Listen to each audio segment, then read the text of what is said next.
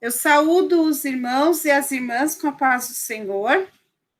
Hoje nós vamos falar da lição de número 8, cujo título é Comprometidos com a Palavra de Deus. Essa lição, meus queridos irmãos, ela já trata de um tema recorrente à lição passada, que falava de adoração, e nós já tínhamos comentado sobre este assunto na lição anterior, dizendo que a adoração ela deve ser realizada em conjunto com a reverência à palavra de Deus. Não se pode adorar a Deus se não houver um compromisso com a sua palavra. Não é verdade? Então, para adorar ao Senhor, deve haver um comprometimento, um compromisso com a palavra de Deus. O cristão que está comprometido com a palavra de Deus é um adorador verdadeiro, um adorador autêntico. E é por isso que nós vamos tratar dessa questão falando acerca do comprometimento. O que é ser comprometido? O que é estar envolvido com a palavra? E para isso, nós vamos apresentar um exemplo bíblico, uma situação bíblica bastante interessante para vocês. Bom? Então, vamos ao exemplo. Então, aqui nós temos a apresentação principal, não é? Comprometidos com a palavra de Deus. Então, vamos distinguir o que é comprometimento, compromisso e envolvimento. Então, comprometimento, ele diz respeito a algo que é dado como penhor, como garantia e empenho, como selo, o cajado e o cordão de Judá, que foram entregues a Tamar como garantia de que ele enviaria o cabrito como penhor. Então, Judá disse a Tamar, olha, eu vou te enviar um cabrito. E ela falou, você vai me enviar o cabrito? Então eu quero o seu selo, o seu cajado e o cordão comigo, como garantia de que você vai me enviar o cabrito. Então isso era um comprometimento de Judá com Tamar. E o compromisso de Judá com Tamar era a obrigação assumida da parte de Judá, que tinha que levar o cabrito para recuperar os seus bens, que diziam respeito ao histórico da família dele, não é? O cajado, o cordão, eram bens de alto valor. O selo, que era um bem de alto valor que dizia respeito à identidade familiar. E para isso ele teria que levar o cabrito, que foi o compromisso assumido com ela. Só que quando Judá foi levar o cabrito, ele não encontrou mais a Tamar. Disseram, não, essa moça não está mais, essa moça não está aqui, não existe essa moça. Até que foi descoberto que a Tamar era portadora, até que se descobriu que Tamar mandou avisar que estava grávida. E Judá ficou indignado. Como? Vou mandar apedrejá-la. Ela não poderia fazer isso. Era essa a pena para a mulher que adulterasse, que ficasse grávida sem marido. E quando foram tomar a atitude de aplicar a pena, ela disse assim: do homem de quem eu amealhei estes bem, eu estou grávida. Aí Judá não teve jeito de dizer, não, eu sou culpado. Eu deveria dá-la como esposa para o meu filho mais novo e não o fiz. Ele já estava envolvido. Ele não havia esquecido Tamar. O único momento que ele teve com ela, o momento mais íntimo, não o fez esquecer, foi fisgado. Então, nós estamos comprometidos, temos um compromisso e estamos totalmente envolvidos com a palavra de Deus. Então, esses 3 elementos dizem respeito a nós.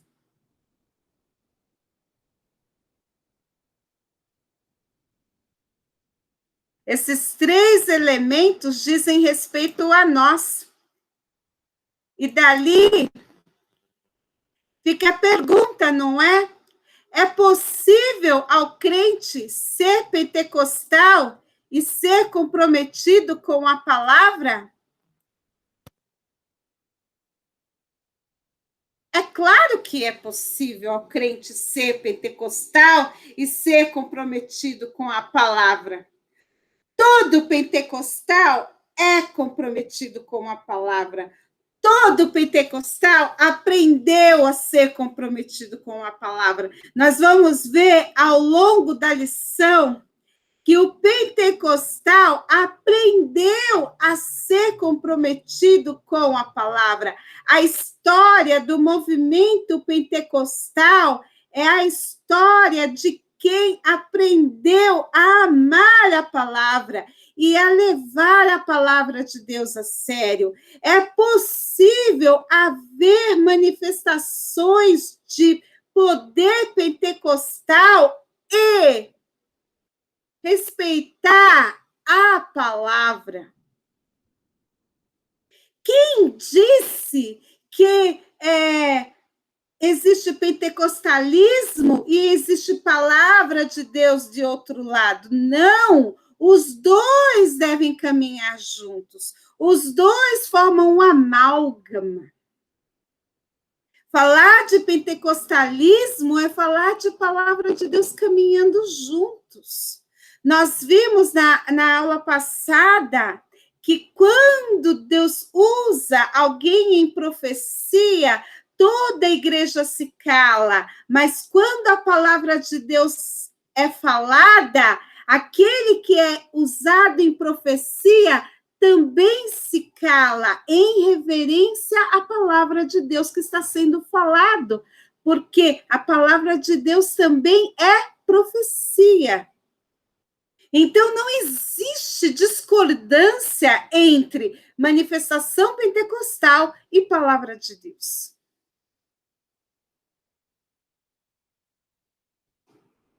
Não há como negar o poder da palavra de Deus na vida das pessoas. Não há como negar a manifestação do poder da palavra de Deus e o poder pentecostal. O poder pentecostal se manifesta juntamente com o poder da palavra de Deus, porque quem se manifesta derramando poder sobre a igreja, operando maravilhas, é o Espírito Santo. E quem inspirou a escrita da palavra de Deus e quem nos ensina a palavra de Deus é o Espírito Santo. Então, quem é o autor disso tudo é o Espírito Santo. Então, onde o Espírito Santo trabalha, não existe discordância. Amém? Oh, glória a Deus. Oh, louvado seja o nosso Senhor Jesus Cristo. Que o Espírito Santo de Deus possa continuar direcionando o trabalho dele através da palavra, através da manifestação dos dons, através do derramar do seu poder no seio da igreja, e que todos possam ser abençoados de toda forma que Deus quiser trabalhar, porque Deus escolhe formas especiais de trabalhar no meio do seu povo.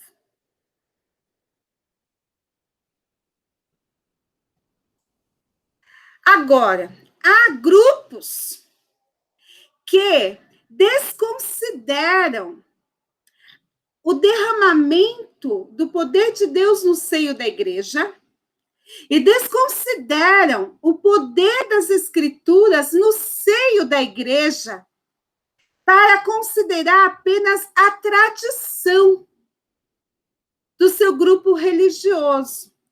E aí que está o grande problema. E aí que está o grande perigo. Então, vamos ver quem é este grupo. O que é que eles fazem? Antes, vamos falar dos 5 pilares da Reforma Protestante. Por que este grupo, chamado Igreja Católica, deu mais importante à tradição do que às Escrituras? Porque este grupo, chamado Igreja Católica, deu mais importância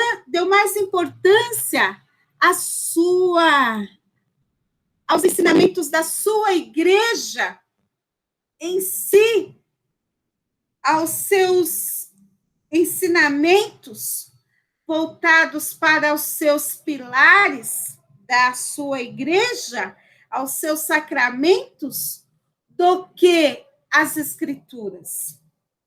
E é por isso que nós vimos que tantas problemáticas vieram quando as escrituras foram deixadas de lado. Então, nós vemos que a reforma protestante veio para destruir os pilares colocados pela Igreja Católica, né, que quer dizer universal, para destruir estes pilares que desconsideravam as Escrituras. Por quê? Se o movimento pentecostal, as manifestações pentecostais estão firmadas nas Escrituras, o verdadeiro ensino da palavra de Deus estão alicerçados nas Escrituras, isso quer dizer que a igreja do Senhor deveria estar totalmente comprometida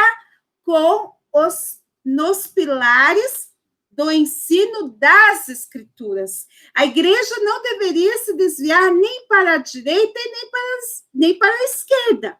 Então, o que nós vimos foi que, quando a igreja deixou as Escrituras de lado e se firmou na tradição e nos seus sacramentos, e as Escrituras perderam o seu papel de importância, a igreja se desviou dos seus propósitos e abandonou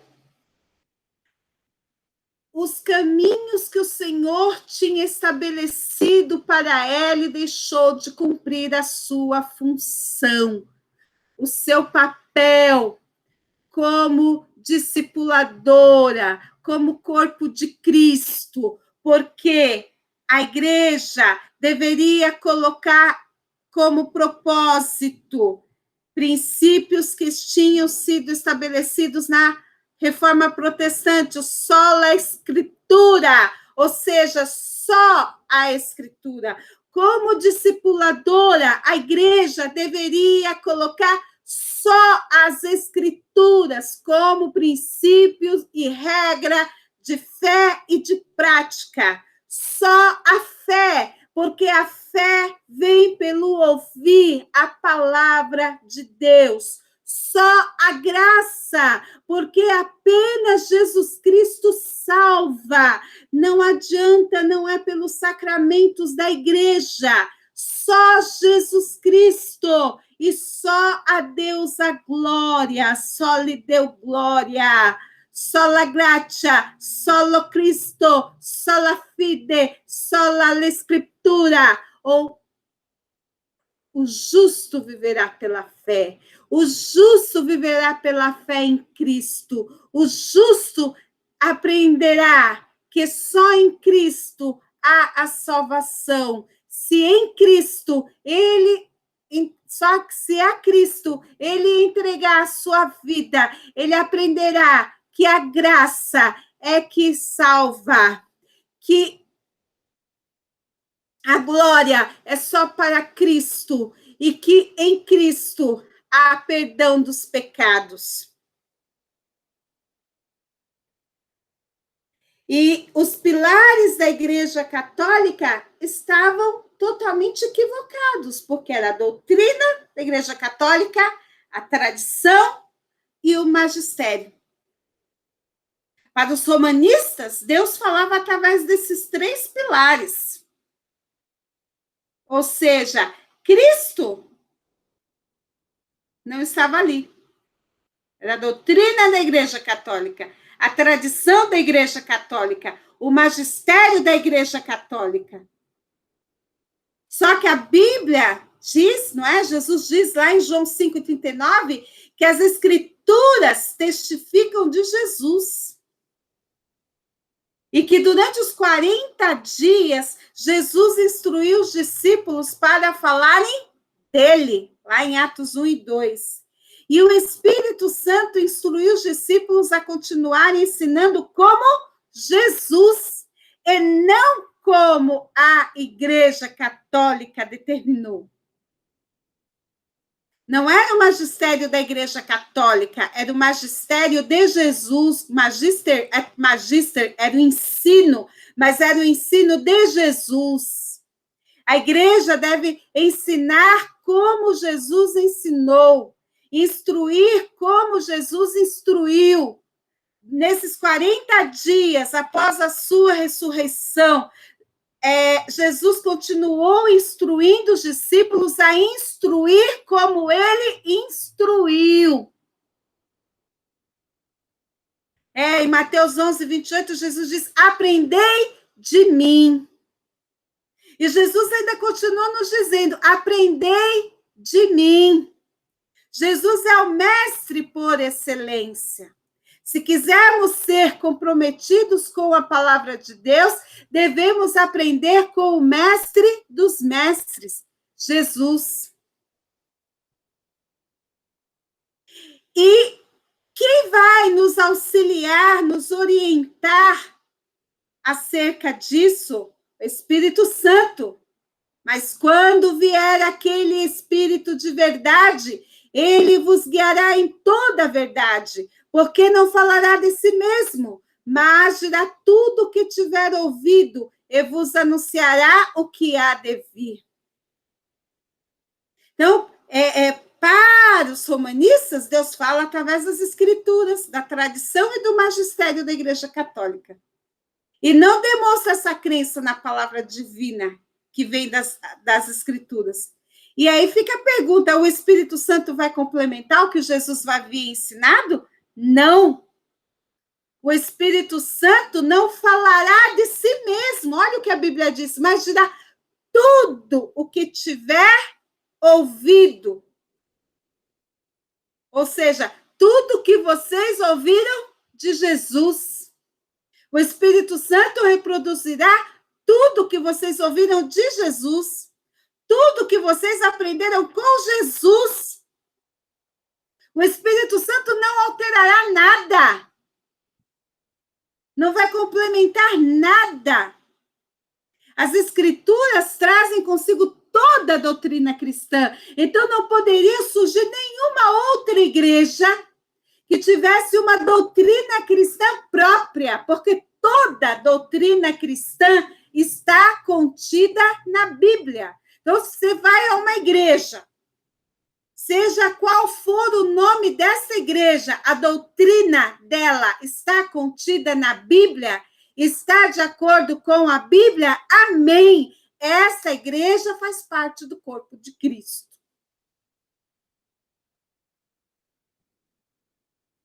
Olha aqui, João 14, 26, que Jesus diz ali, mas aquele Consolador, o Espírito Santo, que o Pai enviará em meu nome, esse vos ensinará todas as coisas e vos fará lembrar de tudo quanto eu vos tenho dito. Olha aqui, vou repetir. Esse vos ensinará todas as coisas e vos fará lembrar de tudo quanto vos tenho dito. Quem disse isso? Jesus. Para lembrar de tudo que eu tenho dito. O Espírito Santo fará lembrar o que Jesus disse. O Espírito Santo veio para lembrar o que Jesus já disse. Lembrando que eles são a Trindade, então nenhum contradiz o outro. Então não vamos nos firmar em tradição de homens, de instituição, no magistério de uma religião, porque a palavra de Deus, ela tem a revelação completa do Filho de Deus, do Pai Celestial, o Paracletos divinos, o Espírito Santo, ele traz, ele manifesta toda a revelação de Jesus Cristo. Não somente ele traz a revelação de Jesus Cristo, que está completa por meio das Escrituras. Então, pode vir quem quiser, trazer uma revelação de Cristo, quem quiser, porque alguém diz assim, olha, alguém trouxe uma informação nova acerca do Cristo, eu não quero saber, eu não preciso saber de mais uma revelação de Cristo, porque toda a revelação do Cristo eu tenho nas Escrituras. As Escrituras têm toda a revelação do Cristo que eu preciso. O Espírito Santo nos orienta, nos auxilia, nos ensina, nos mostra tudo o que precisamos saber acerca do Cristo. Agora, a tradição não vai invalidar o mandamento. A palavra de Deus prossegue tendo todo poder nos céus e na terra, porque tradição diz respeito a tradere, aquilo que é entregue, aquilo que é passado de uma geração a outra. Então, a doutrina pregada pelos apóstolos era a doutrina de Jesus. Jesus entregou a sua palavra para os apóstolos e a palavra dos apóstolos foi entregue para outra geração. Mas, quando a Igreja Católica fala de tradição, ela fala de algo que é próprio dela. Mas nós falamos daquilo que é das Escrituras e que não invalida que a palavra de Deus tem a sua tradição, mas ela continua mantendo todo o seu poder nos céus e na terra. E não há homem que consiga retirar este poder. Não há homem que consiga invalidar este poder. Porque é a palavra de Deus.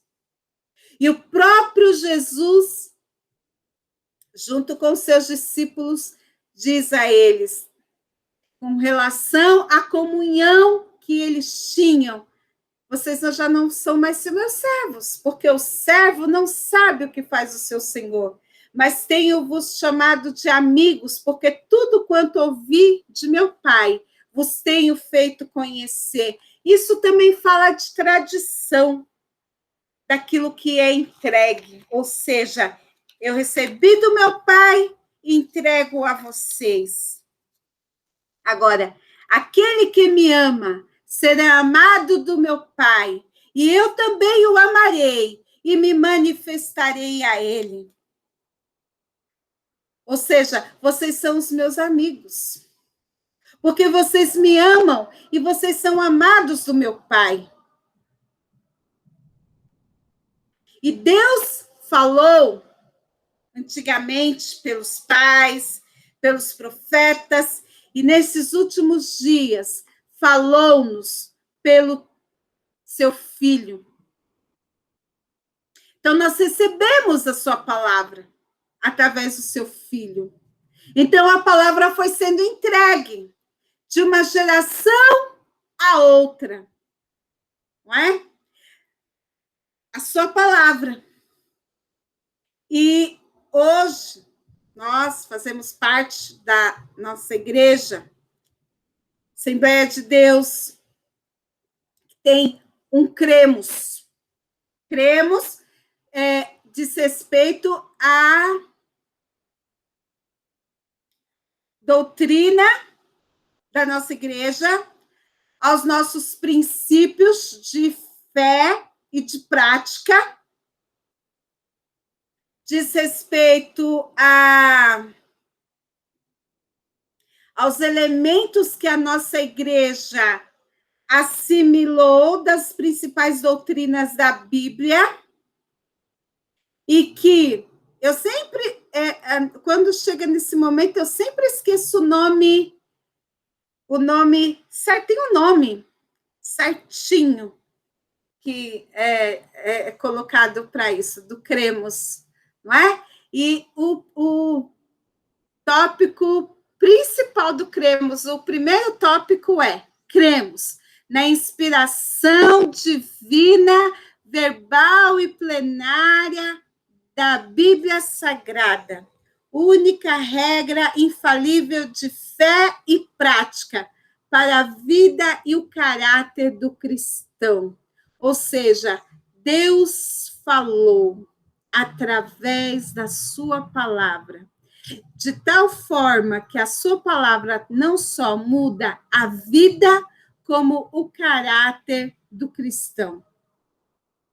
Então, nós, os pentecostais, cremos na Bíblia como regra de fé e de prática, não só intelectualmente, como no aspecto prático também, na atualidade do batismo e nos dons do Espírito Santo. Enquanto aqueles que são cessacionistas, aqueles que não creem no batismo no Espírito Santo, se firmaram na tradição, no amilenismo, não creem nos 1000 anos do governo de Cristo na Terra, como os romanistas, nós cremos em todas as manifestações e demonstrações do poder divino que devem ter base bíblica.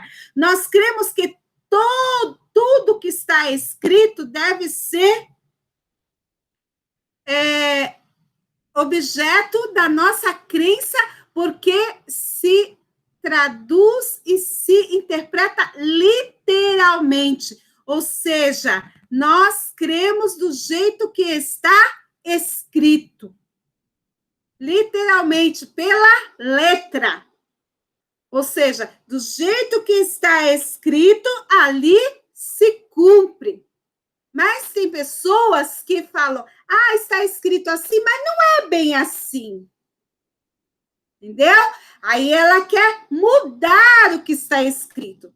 Mas a Bíblia deve ser interpretada literalmente. E há também outra crença nossa, que a Bíblia é inerrante. Ou seja, na Bíblia não existe erro. A Bíblia é infalível. Na Bíblia não existe falha.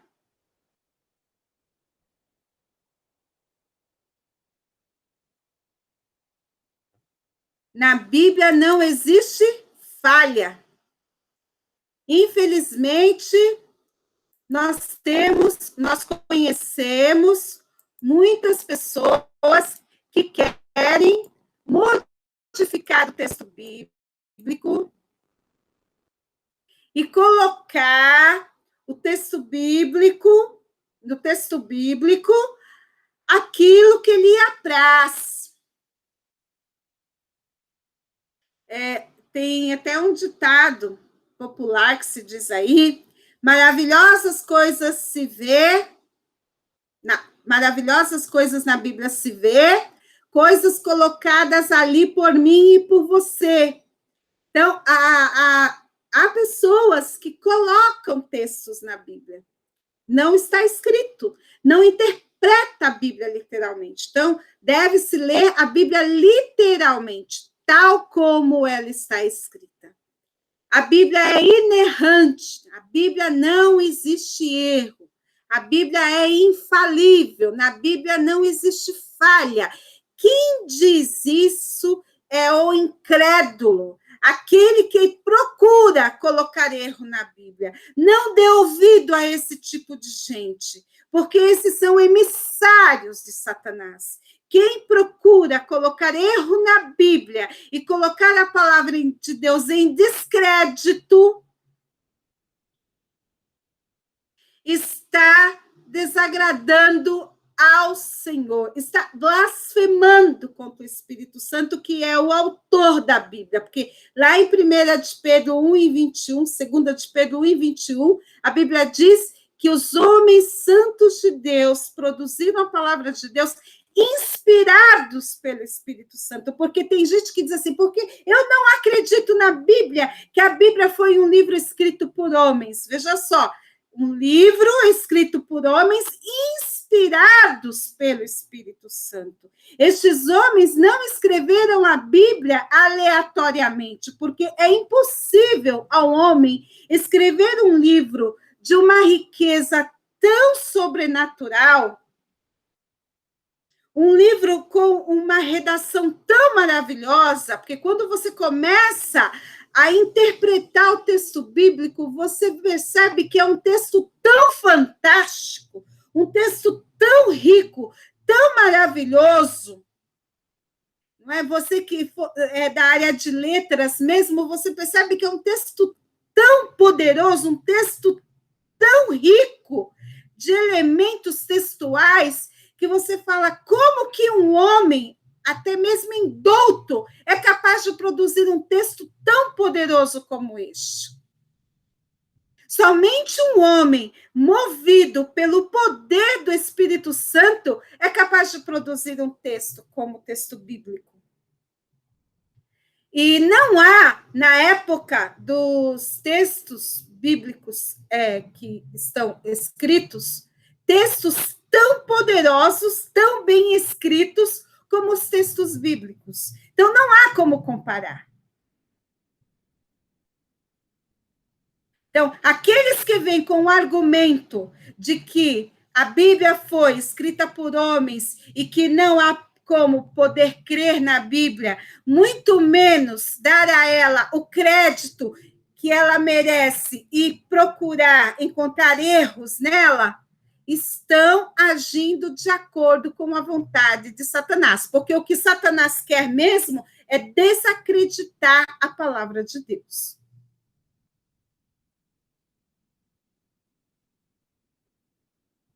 E um dos princípios que o cristão deve ter pela sua vida é este: quanto amo a tua lei, Deus meu. Nela medita o meu coração todo dia. O cristão que decidiu entregar a sua vida a Cristo e tem o seu propósito, tem como propósito de vida servir a Deus, deve amar a lei do Senhor. Amar. Ter o prazer de meditar na lei do Senhor. Todos os dias. Ter a lei do Senhor como filtro para tudo aquilo que ele fizer. Então, esse é o nosso propósito de vida. Esta é a nossa bússola que nos orienta em tudo aquilo que nós somos fazer. Tem muita gente que vai a algumas igrejas aí para ouvir revelação, para ouvir alguns profetas, procura gente que tem visão, e esquece que a Bíblia tem tudo isso. não medita na palavra de Deus. A palavra de Deus nos orienta em tudo. Não precisamos buscar outras pessoas para nos orientar, porque a palavra de Deus já nos orienta em todos os nossos passos. Amém? Prosseguindo.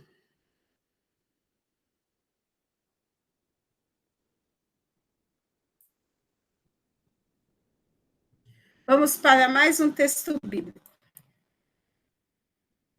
E tende por salvação a longanimidade do nosso Senhor, como também o nosso irmão amado Paulo vos escreveu segundo a sabedoria que lhe foi dada. Veja só, a sabedoria de Paulo não era dele, foi dada pelo Senhor. Não é? Então, aqui vocês têm uma gravura no qual o moço está andando sob um fio, não é? Isso diz respeito à nossa caminhada diante da palavra de Deus. A palavra de Deus, ela nos sustenta, até mesmo no fiozinho de barbante. A palavra de Deus nos sustenta. Aqui, ó, sabendo primeiramente isto, que nenhuma profecia da Escritura é de particular interpretação, porque a profecia nunca foi produzida por vontade de homem algum, mas os homens santos de Deus falaram inspirados pelo Espírito Santo. Então, não podemos nos enganar com a distorção que muitos fazem dos textos das Escrituras. Eu me lembro de uma história de um irmão que me contou de um senhor bem simples que procurou o pai dele e disse assim: pastor, Deus falou comigo para abrir uma igreja. Mas como, meu querido? Deus falou para você abrir uma igreja? Pastor, Deus falou comigo para abrir uma igreja. Aí o pastor, assembleano, das antigas, falou assim: não estou acreditando que Deus foi falar para esse irmão abrir uma igreja. E ele, aqui, pastor, abri a Bíblia e Deus falou comigo: meu filho, Absalão, meu filho, Absalão. Então, o irmão leu o Absalão, que era o nome do filho de Davi, como Abressalão. Então, às vezes, as pessoas leem algo e interpretam outro. Distorce o sentido do texto. Então, tem que tomar cuidado com isso. Tá? Então, fica claro de que a Bíblia Sagrada é fruto da operação do Espírito Santo. Tudo deve ser julgado à luz das Escrituras Sagradas. O que está sendo dito ali,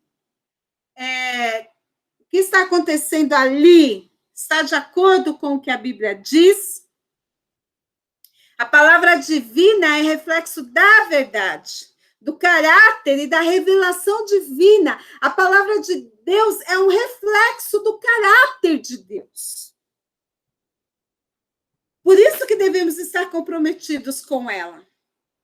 Então, nós colocamos essa abelhinha aqui para lembrar daquela canção da harpa que nós cantamos. A palavra de Deus é doce mais que o mel, o que a toma pela fé há de ser fiel, porque Deus nos concedeu o Emanuel, rocha viva donde mana leite e mel. A palavra de Deus é para mim um tesouro sem igual em valor. Fala do amor de Deus, um amor que não tem fim, mais precioso do que o ouro é este amor. A palavra de Deus é doce mais que o mel, o que a toma pela fé há de ser fiel, porque Deus nos concedeu o Emanuel, rocha viva donde mana leite e mel.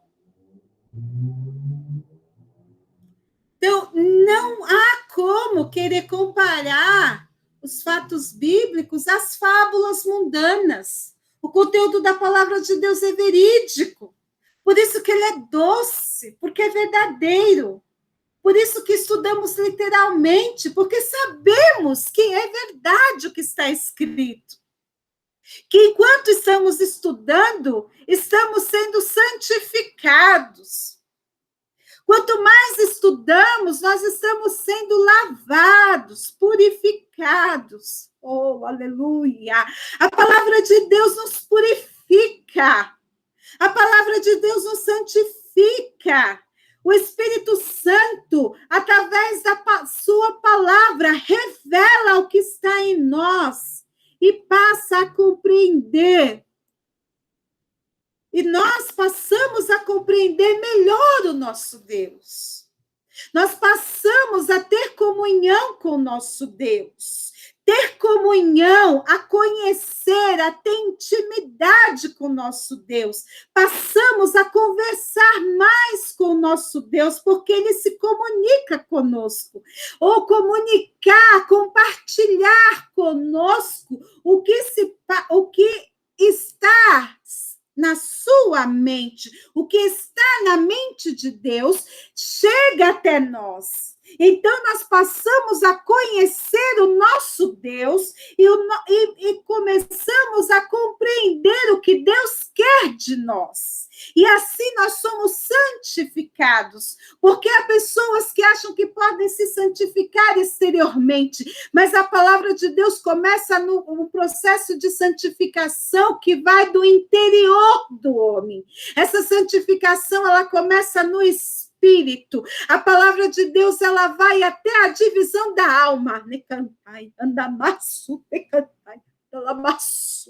Vai até a divisão da alma como espada afiada, penetra no interior do homem e vai mudando ele por dentro e vai fazendo, como diz o profeta Jeremias, uma circuncisão no coração deste homem, vai modificando este homem por dentro e ele vai se entregando ao seu Senhor. E quanto mais ele estuda as Escrituras, essa palavra que também é como água, vai lavando ele, aleluia, e ele vai sendo purificado na presença do Senhor. Eu me lembro nesse momento de Pedro, quando ele esteve com Jesus ali, no momento da última ceia, que quando Jesus estava lavando os seus pés, e Pedro não queria que Jesus lavasse os seus pés, Pedro disse, Senhor, não é justo que o Senhor lave os meus pés. Aí Jesus disse a ele,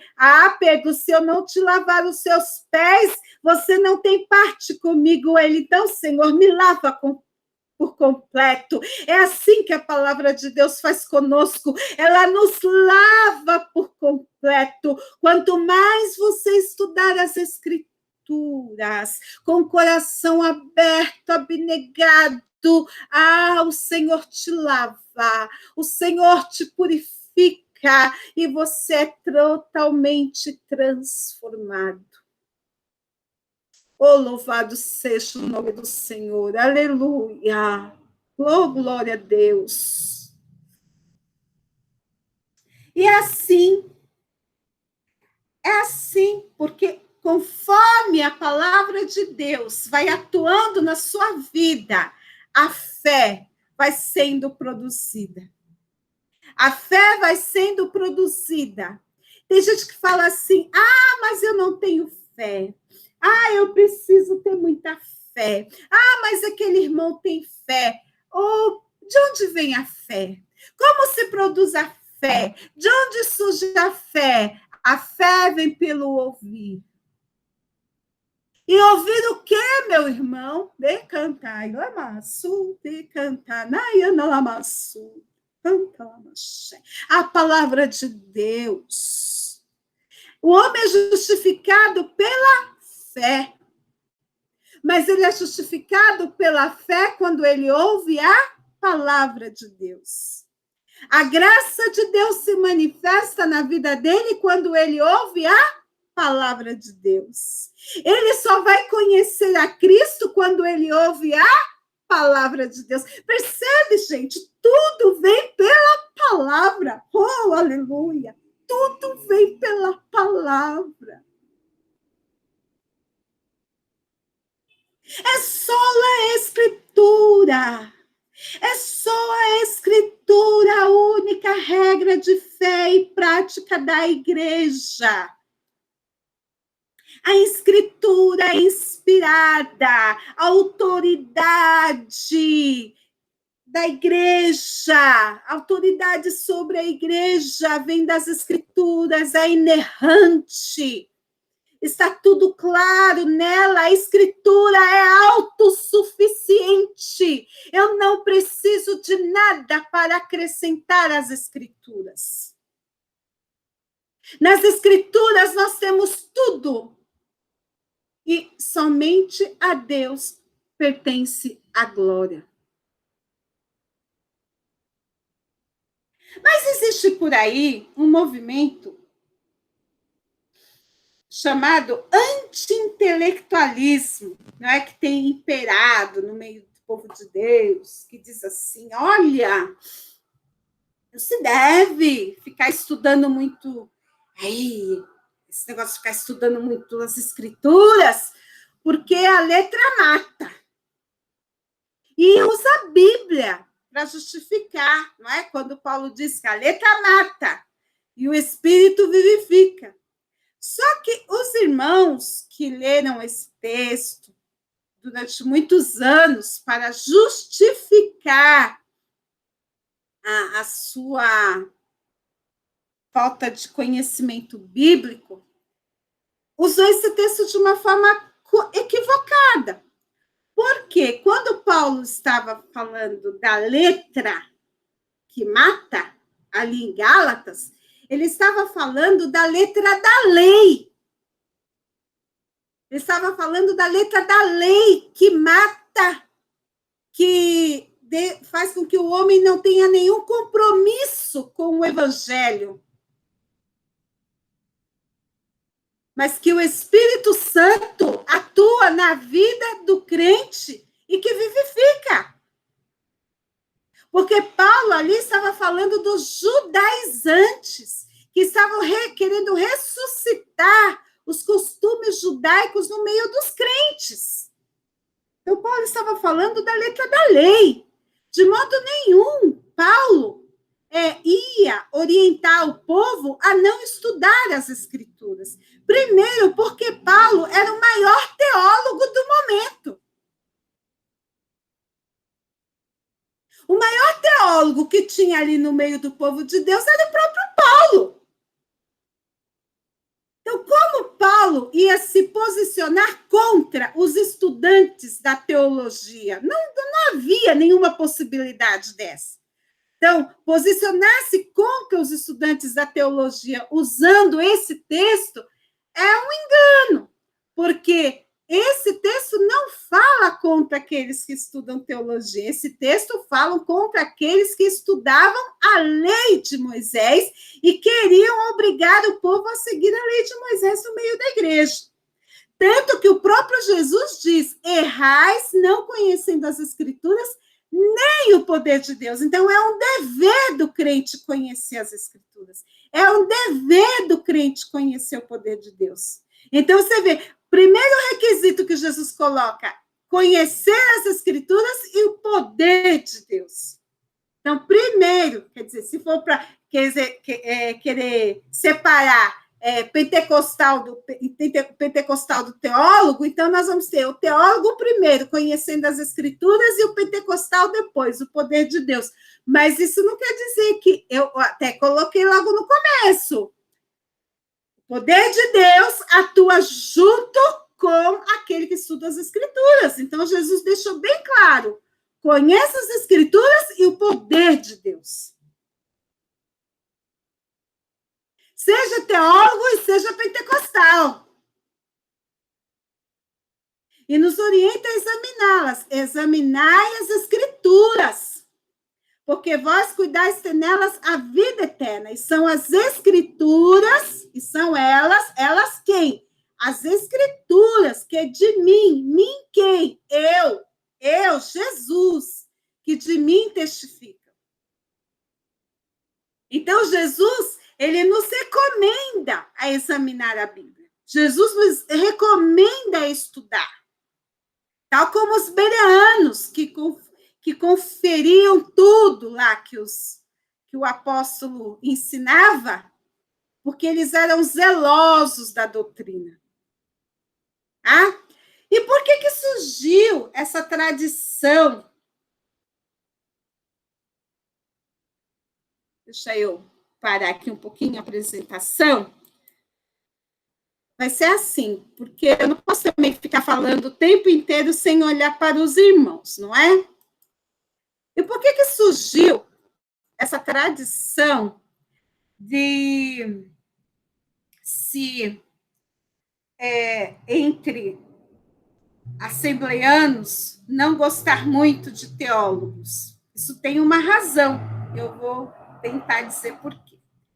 Porque lá na Suécia,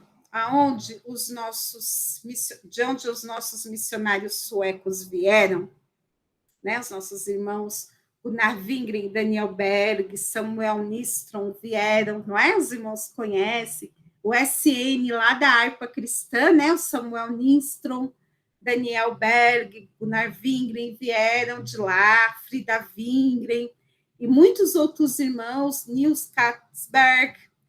Eles tinham alguns irmãos que eram luteranos. E lá, ser teólogo era cabide de emprego. Tá? E algumas pessoas que não tinham compromisso com Deus nem com a palavra, faziam teologia para ser pastor na igreja luterana. Só que eles faziam teologia, iam trabalhar como pastor, mas eles não tinham compromisso com a palavra, eles não eram comprometidos com a palavra. E quando eles assumiam alguns cargos na igreja, eles não levavam a palavra de Deus a sério e não davam bom testemunho. Por causa destas pessoas, os missionários começaram a orientar o povo, dizendo que, se fosse para ser teólogo assim, era melhor não fazer teologia. Porque para fazer teologia e estudar a palavra de Deus, tinha que obedecer à doutrina da palavra de Deus. E não ficar se fingindo de crente para apenas conseguir uma posição na igreja. Isto não acontecia na igreja pentecostal de onde os missionários vieram. Acontecia na igreja luterana, lá na Suécia. Não era aqui no Brasil. Mas se criou uma tradição entre os suecos pentecostais de que fazer teologia para levar uma vida desregrada não era viável. Mas nós sabemos que até mesmo nosso irmão Gunnar Wingren era formado em teologia. Sabiam disso? Gunnar Wingren era formado em teologia, eu já vou mostrar para vocês. Daniel Berg tinha intenso conhecimento da Bíblia, Samuel Nistel tinha intenso conhecimento da Bíblia, Frida Wingren, esposa de Gunnar Wingren, tinha formação em teologia, e era uma escritora, escreveu vários hinos da harpa.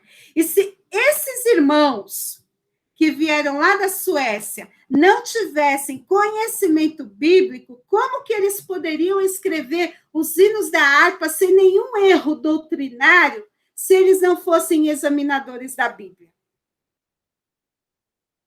Como que eles poderiam fundar um jornal e escreverem vários artigos e vários livros que foram escritos no começo da história da nossa igreja, se eles não tivessem o devido conhecimento da Bíblia?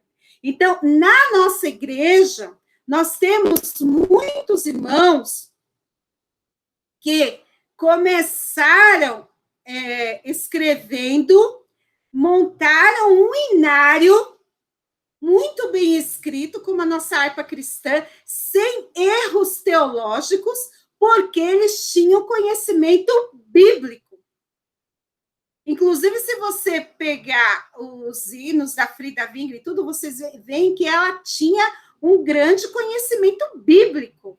Então, esses irmãos eram dotados de vários conhecimentos teológicos. Talvez, agora eu vou dizer assim, a teologia ela passou por um processo de evolução muito grande. Hoje, os conhecimentos teológicos são muito maiores do que no tempo dos irmãos no começo da nossa igreja. Isso é verdade. Todo conhecimento passa por um processo de evolução, mas os nossos irmãos que fundaram a nossa igreja tinham muito conhecimento bíblico. E a Assembleia de Deus sempre primou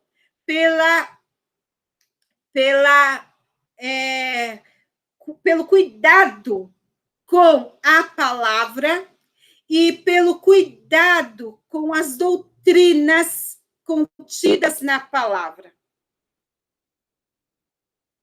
Então, graças a Deus, eu me sinto honrada de fazer parte de uma igreja que sempre zelou por isso, sempre que leu a Bíblia, que manteve trabalhos que zelassem pela Bíblia. Eu sou do tipo de pessoa, vou dar um testemunho pessoal agora, nesse momento, eu era do tipo de pessoa que desde os 11, 12 anos de idade, eu gostava de ir para os trabalhos do Belém, os trabalhos de estudo bíblico, né? Que eu sempre gostei disso. Então, eu gostava de ir para aqueles trabalhos de estudo bíblico, porque eu amava. Então, a Assembleia de Deus sempre teve trabalhos de estudo bíblico. Desde a minha infância, eu fazia parte de trabalhos assim. Então, graças a Deus por isso. Desde criança eu lia Mensageiro da Paz. Então, a Assembleia de Deus sempre teve o Mensageiro da Paz, com sessões de estudo bíblico, com artigos, com perguntas e respostas da Bíblia para os irmãos. Então, isto é extremamente válido, com revistas contendo ensinamentos bíblicos. Então, nossa igreja sempre esteve preocupada em orientar o povo com o ensino da palavra de Deus. Então, irmãos, esta é uma marca da nossa igreja e que nós devemos manter. Então, uma igreja que se preocupa com o ensino da palavra é uma igreja adequada, que está cumprindo o mandato de Jesus, porque Jesus disse: ide e fazei discípulos, ou seja, fazei alunos em todas as nações. Jesus deixou isso bem claro. Ou seja, ganhe almas, mas faça alunos. Pessoas que estejam dispostas a aprender a minha palavra. É por isso que nós temos escola dominical. Desde o início foram estabelecidas as escolas dominicais, no qual nós temos uma revista que privilegia o mesmo tipo de ensinamento para todas as escolas dominicais no país inteiro, para manter uma unidade de ensinamento na igreja no país inteiro. Então, isso é uma igreja que se preocupa para que o povo se firme no ensino da palavra. Então, devemos valorizar isso, que é um privilégio. Dizer assim, graças a Deus, eu faço parte de uma igreja que cuida para que eu aprenda a palavra de Deus tal como ela é.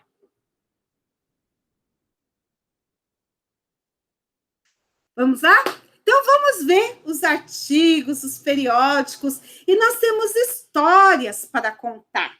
Como que isso tudo começou? Que tipos de trabalho que a nossa igreja tem feito ao longo dos anos que privilegiam o ensino, os estudos das Escrituras? Que os nossos pastores têm se reunido, né, desde o início da história da nossa igreja para fincar, não é, as estacas da nossa igreja, para que a nossa igreja cuide do ensino, da administração, para que as pessoas tenham acesso ao conhecimento, para que as pessoas tenham acesso à pregação do evangelho e a igreja se firme como um verdadeiro movimento pentecostal. Tanto que nós temos aí a nossa igreja como como o maior movimento pentecostal do mundo. Isto tudo se deve a um trabalho sistemático de ensino da palavra. Agora, alguém vai dizer assim, mas não é como antes. É verdade, eu vou dizer assim, pode ser que não seja como antes. Passamos por um processo de evolução, de evolução em algumas áreas e de perdas em outras. Mas estamos avançando. E estamos tentando alcançar pessoas. E nesse processo de tentar alcançar pessoas, aqui estamos para dizer: a escola dominical ainda continua e estamos convidando pessoas para aprender a palavra de Deus. Amém?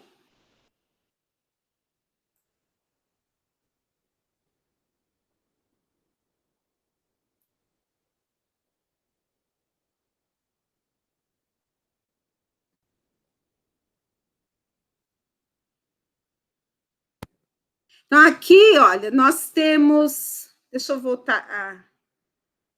Já falamos disso. Aqui nós temos, olha, o modelo da primeira revista da Escola Dominical. Né? Aqui, ó, na capa, o pastor Samuel Niston, uma revista de 1934. Bom, é interessante, não é, irmãos? Aqui nós já temos a revista do ano passado, Os Princípios Divinos em Tempos de Crise. Foi uma revista remodelada, mas é interessante que vocês veem aí as diferenças, não é, entre as revistas, mas o trabalho continua. O mesmo nome, Lições Bíblicas para adultos, agora para jovens e adultos, para as Assembleias de Deus no Brasil. Hoje, nós sabemos que essa revista atende muitas igrejas, não é só a Assembleia de Deus. Aqui nós temos um modelo de mensageiro da paz, eu não consigo precisar aqui o ano, mas já percebem até uma diferença na ortografia, né? Assembleias, né? Estrela de Jacob. E aqui eu coloquei até uma edição bem recente do Mensageiro da Paz, para vocês terem uma ideia da diferença entre os exemplares do Mensageiro da Paz. Então, a igreja, ela mantém até mesmo os mesmos órgãos de divulgação da palavra, mas estão em processo bem mais evoluído. Hoje, o Mensageiro da Paz tem até curso bíblico nele. Aqui esse livro aqui, O Tabernáculo e Suas Lições, é o trabalho de TCC do Gunnar Wingren, aqui um exemplar bem antigo. Esse trabalho foi o trabalho de conclusão do curso de teologia que o Gunnar Wingren fez e apresentou para poder ser aprovado, para ter o seu diploma de teologia. Isso aqui gerou um livro que foi publicado pela CPAD. Você pode procurar que a CPAD tem publicado, tá? E aqui nós temos, em 1930, uma convenção geral que foi realizada em Natal, na Assembleia de Deus. Aqui nós temos o pastor Daniel Berg, pastor Gunnar Wingren, a irmã Frida Wingren aqui, lá, feliz, leve e solta no meio dos irmãos. Aqui uma foto dos irmãos, ó, aqui, ó, Daniel Berg, Gunnar Wingren aqui na ponta, magrinho, coitado, ele sofria muito com problemas de saúde, Samuel Nistrom aqui no meio, Anders Johansson, Levi Petrus, não é? Esses irmãos, esse aqui, Levi Petrus, vocês já devem ter visto hinos dele na harpa cristã, Samuel Nistrom, hinos dele na harpa cristã. Então, esses irmãos aqui são as colunas da nossa igreja, da história da nossa igreja. Né? Então, se hoje nós temos uma Assembleia de Deus firme e forte, nós devemos ao trabalho desses irmãos. Então, nós temos hoje a Assembleia de Deus lá no Belenzinho, porque esse Daniel Berg aqui, ó, saía lá pela zona do Brás, o Belenzinho, evangelizando, tá? Então, nós devemos aqui, ó, o trabalho desse homem aqui da ponta, tá? Ele que é o culpado da nossa sede lá no Belém, tá? Tudo culpa dele. Esse irmão é maravilhoso, uma bênção, um vaso de honra nas mãos do Senhor, esse irmão aqui. Então,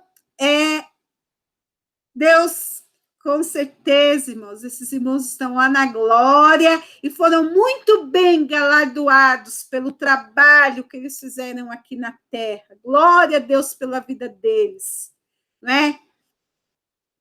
Então, aqui nós temos outros irmãos, porque eu fiz questão de colocar homens de Deus que foram comprometidos com a sua palavra, que trabalharam em prol da palavra, que batalharam pelo ensino da palavra. São homens que o Senhor levantou para a área do ensino, para a formação de discípulos.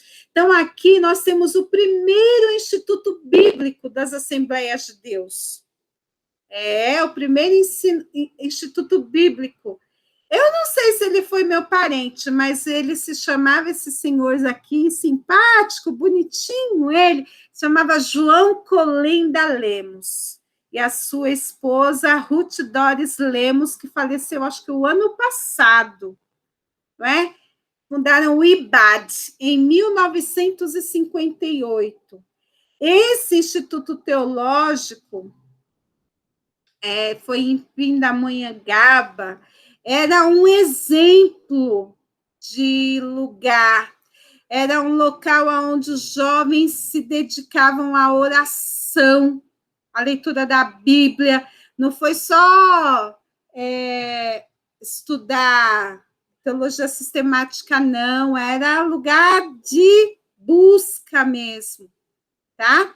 Um outro ícone foi em 1962, o pastor Lawrence Wilson fundou o Instituto Bíblico Pentecostal no Rio de Janeiro, o IBP, tá? Vocês já ouviram falar, muito conhecido lá no Belém.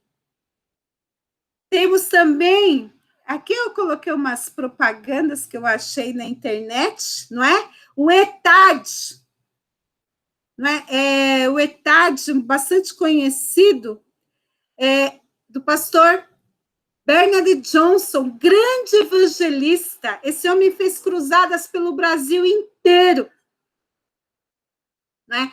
Escola de Educação Teológica da Assembleia de Deus, o ETAD, tá? E tem a FAETAD, que era ligada com o ETAD e tinha convênio com o Bacharelado de Teologia nos Estados Unidos. E também estava ligado à CGADB. E nós temos também, aonde nós estamos trabalhando, né? Nós, estou falando eu e muitos irmãos, que em 1979... lá no Belenzinho foi criada a FAESP, que no começo a escola colocou as carteiras lá no estacionamento, onde os carros ficam, não é? Onde tem a cantina, no estacionamento, ficava a Escola Bíblica Permanente, pastor Cícero Canuto de Lima, que é esse moço aqui, ó, esse moço simpático aqui, que até eu acho que já dirigiu a sede de Indianópolis, pastor Cícero Canuto de Lima já dirigiu em Indianópolis. e hoje é a FAESP. Tanto que um departamento de teologia da FAESP, até um certo momento, não sei se mudaram o nome, era chamado Departamento, Faculdade Evangélica de São Paulo, Departamento de Teologia, Pastor Cícero Canuto de Lima. Tá? Então, foram todos homens comprometidos com o ensino da palavra de Deus. E nós temos também, lá no Rio de Janeiro, que é a mais conhecida e a maior de todas, a FAECAD, que é a Faculdade Evangélica de Tecnologia, Ciência e Biotecnologia da CGADB, que é onde fica coligada à CPAD. Então, nós aprendemos que a Assembleia de Deus tem uma história de comprometimento com a palavra de Deus, tem uma história de liderança que ensina a palavra de Deus, tem uma história de obreiros que abriram escolas ensinando a palavra de Deus. Eu coloquei para os irmãos aqui apenas algumas escolas, mas nós vemos que, infelizmente, veio aí uma segunda onda de pentecostalismo, um pessoal que começou a dar mais destaque às curas e aos milagres. Então, começou a se dar mais ênfase à cura, a milagre, do que a pregação do evangelho. Então, a cura e o milagre era mais importante. As pessoas iam para a igreja não com a preocupação de ouvir a palavra, mas para ser curado. E aí se abriu um espaço para, e acabou deixando a palavra de Deus em segundo plano. Se buscou mais os sinais do que o ensino da palavra. E isso trouxe prejuízo. Não é? Então, aqui nós temos uma cruzada com o missionário Manuel de Melo, nós temos aqui a igreja, no caso aqui vocês estão vendo a igreja, e nessa igreja mesmo, essa igreja azul que vocês estão vendo aqui, tem até o culto de revelação, não é? Que as pessoas vão, mas não é um culto para aprender a doutrina da palavra de Deus, a pessoa vai para ouvir a revelação. Então, fica aquela onda de curiosidade para saber o que é que o dirigente lá, que o revelador, vai falar. Então, todos ficam sabendo o que se passa com o outro. E é uma situação um tanto complicada, porque nós vamos à igreja para adorar ao Senhor. Nós vamos à igreja para aprender do templo do Senhor. Só que o propósito do culto não é este. Foge-se ao propósito do culto. E aí as escrituras não são o alvo do culto. As pessoas não estão comprometidas com a palavra de Deus, mas com a revelação. E se a revelação for falsa? E se houver uma combinação? Bom, deixa quieto. Aí depois nós vamos ter uma terceira onda de pentecostalismo, que é aquela repleta de misticismo. Não é? Aí já é distorção mesmo da palavra. Que aí vem as crendices em amuletos e em sinais. Aí vem os amuletos, né? A arruda, o sal grosso, e outros elementos mais, não é? A rosa ungida, são todos os amuletos. É fácil chegar lá diante da igreja e dizer assim, olha, aqui tem uma pessoa que sofre de coluna. Gente, Numa multidão com 100 pessoas, é claro que eu vou ter uma pessoa que sofre de coluna. É claro que eu vou ter uma pessoa que tem enxaqueca. Então, a visão das coisas celestiais vão perdendo a dimensão eterna para ficar apenas na dimensão terrena. E aí nós já sabemos, não é? A pregação da prosperidade, a confissão positiva, aí vem aquela história do estar amarrado, não o que a boca fala tem poder, porque a vida e a morte estão no poder da língua, e vem todas aquelas histórias que o que você fala acontece. É diferente quando um pai dá uma bênção ou uma maldição para o filho. Aí são histórias separadas. Agora, de você que você ter medo de falar determinadas coisas, porque senão o que você confessar vai acontecer com você, são situações muito ímpares, são situações muito especiais. Então, tem cuidado. Falar assim, olha, eu vi um carro lindo, esse carro vai ser meu, em nome de Jesus. Olha, cuidado. Porque se Deus não te der, e agora? Eu vou ficar decepcionado com Deus porque Deus não vai dar o que eu quero?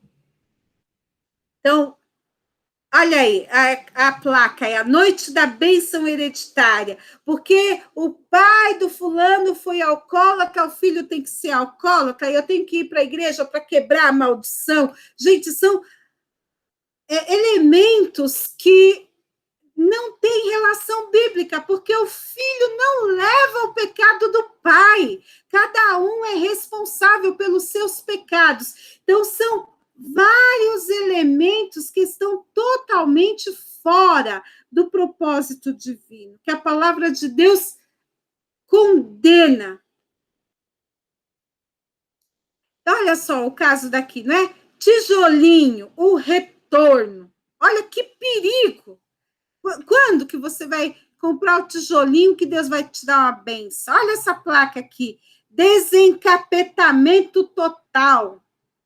Se você é vítima de olho gordo, inveja, doenças incuráveis, dívida, miséria, solidão, infeliz no amor, cisma que foi vítima de trabalhos feitos, a placa não estava completa. Então, cuidado. É assim que você chama as pessoas para vir até Jesus? Pregue o evangelho verdadeiro. Pregue o evangelho que salva. Pregue o evangelho que cura. Pregue o evangelho que liberta. Jesus diz: vinde a mim, todos vós que estáis cansados e oprimidos, eu vos aliviarei, e encontrareis descanso para vossas almas. Então já engloba tudo. Você convida as pessoas para irem a Jesus e não para irem à igreja, para serem libertos. Olha, depois que eu vim a essa igreja, então, nós, os verdadeiros pentecostais, que aprendemos com Jesus, somos conservadores. Porque o céu e a terra passarão, mas as minhas palavras não hão de passar. A palavra de Deus não muda. Então, eu não posso aderir a modismos, a moda do momento para querer atrair pessoas para a minha igreja, querer mudar, fazer marketing. Até mesmo mudar o nome do culto, mudar o culto, o chamamento do culto, o nível do culto, para que as pessoas venham até a nossa igreja, porque a palavra de Deus é a mesma, ela não muda. As pessoas têm sede de Deus, as pessoas têm sede da palavra. É isso que nós devemos oferecer a ela. Elas precisam de alimento para a alma. Então, conservadores, comprometidos, envolvidos com a palavra. Porque seca-se a erva e cai a flor, porém a palavra do nosso Deus subsiste eternamente. Então, como amante da palavra de Deus, eu não posso ceder à investida do inimigo para deturpá-la, porque Satanás vai nos tentar para querer mudar a liturgia, a pregação, o convite. Mas nós somos amantes da palavra do Senhor. Adoramos essa palavra. Servimos a esta palavra. Então, não vamos deturpá-la. Não aceitamos que alguém queira contextualizar esta palavra ao atual sistema mundano que está imperando aí. Nós cremos no que está escrito. Literalmente, e aquilo que Deus disse não muda. Então, o comprometimento com o verdadeiro pentecostalismo está de acordo com as Escrituras. Os verdadeiros discípulos de Jesus permanecem na sua palavra. Então, Jesus disse, se vós permanecerdes na minha palavra, verdadeiramente sereis meus discípulos. Então, meditamos constantemente nela. Não permitimos inovações como aquela do vômito santo. Já ouviu falar do vômito santo? Risada santa, cai. O Benihim, há pouco tempo, chegou até a pedir perdão pelas suas distorções doutrinárias. Depois que ele enganou tanta gente, ele veio pedir perdão depois de tudo que ele pregou de errado. É como você subir num prédio, não é? Agora eu vou usar a mesma metáfora da fofoca e vou usar para o Benihim. Sobe lá no prédio e joga um travesseiro cheio de penas lá de cima e deixa as penas se espalharem. Vê se você consegue pegar de volta. Imagina quantas pessoas foram prejudicadas pelo ensinamento errado deste homem. Agora, ele vai a público pedir perdão. Ótimo, ele foi pedir perdão. Mas e as pessoas que foram ensinadas de forma errada e morreram no erro?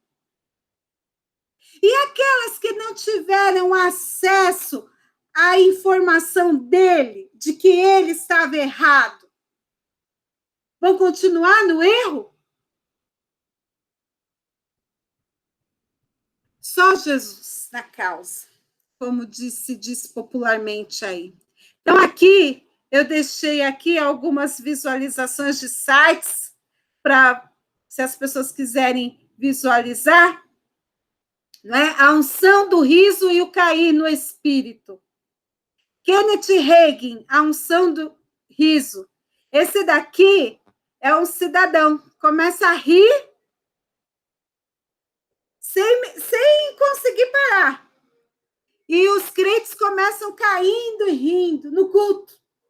Já viu, gente, esse negócio? A unção do leão, são os 4 seres lá do trono. E você adquire a unção de alguns desses seres e começa a gesticular como eles. Já pensou isso? Meu Deus do céu, isso é sério. Esse aqui, ó, profeta erra revelações e é envergonhado. Ex-pastor revela esquema de profecias e milagres. Benihim se arrepende da teologia da prosperidade? Esse vídeo aqui está... tudo que eu estou mostrando, você pode falar. Mas sempre é tempo de reassumir nosso compromisso com a palavra de Deus. O mais rápido possível.